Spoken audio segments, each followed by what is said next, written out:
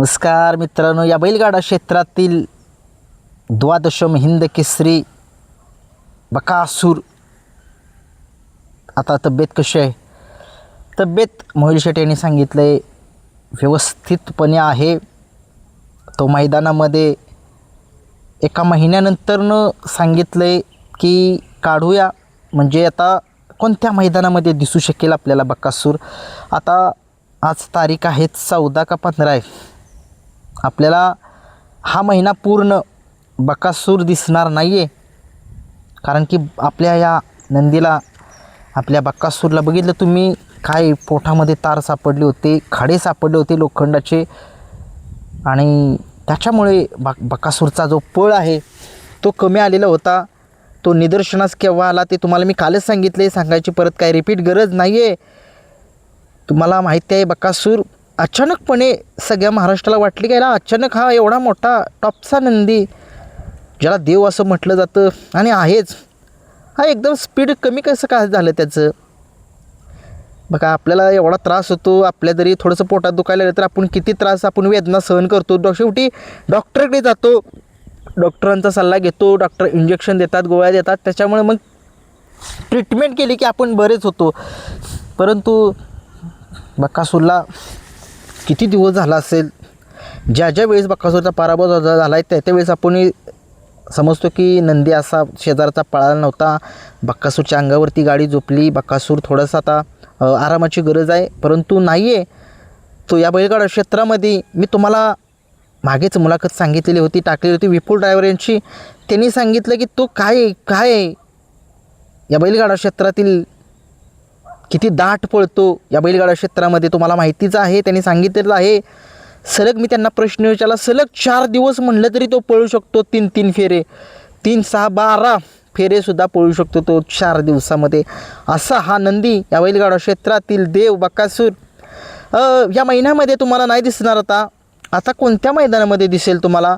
एखाद्या वेळेस दिसू शकेल असं म्हणता येणार नाही, कारण की मोहिल शेट्टी यांनी कालच सांगितलं आहे कुणी काही बातमी टाकू नका बकासूरबद्दल की बकासूर या महिन्यामध्ये पळणारच नाही आहे. त्याच्यामुळे मी तुम्हाला सांगतो स्पष्टपणे की बकासूर या महिन्यामध्ये पळणार नाही. पुढच्या मैदानामध्ये कोणत्या दिसेल बकासूर आपल्याला आणि कोणासोबत पळताना दिसेल हे माहीत नाही, परंतु बकासूर दिसेल आपल्याला कोळेचं मैदान जे आहे महाराष्ट्रातलं एक जुनं आणि जाणतं मैदान आहे कोळेचं, त्या मैदानामध्ये दिसेल. आता सगळ्यांना उत्सुकता होती की 23 तारखेला जे स्विफ्टचं मैदान होतं त्या मैदानामध्ये बकासूर दिसेल का? नाही आहे, खरंच नाही दिसणार, कारण की त्या नंदीने खूप वेदना सहन केल्या. त्या वेदना घेऊन तो पळत होता, मालकासाठी पळत होता, फॅनसाठी पळत होता. परंतु त्या नंदीचं ज्यावेळेस चेकअप केलं त्यावेळेस बघितलं काय बकासूरच्या पोटामध्ये काय सापडलं. त्याच्यामुळे आता बकासूरला आराम देणार आहेत आपले मोहिल शेठ मामा. वैभव मामा यांनी कालच सांगितलं की आराम करेल आपला बकासूर, हा महिना जो आहे पूर्णपणे आराम करेल. बकासूर आता या महिन्यामध्ये दिसणार नाही आहे. बकासूर फॅन्सने याची दक्षता घ्यावी, कारण की त्या नंदीने खरंच फॅनसाठी पळतो, मालकासाठी पळतो, सगळ्यांसाठी पळतो.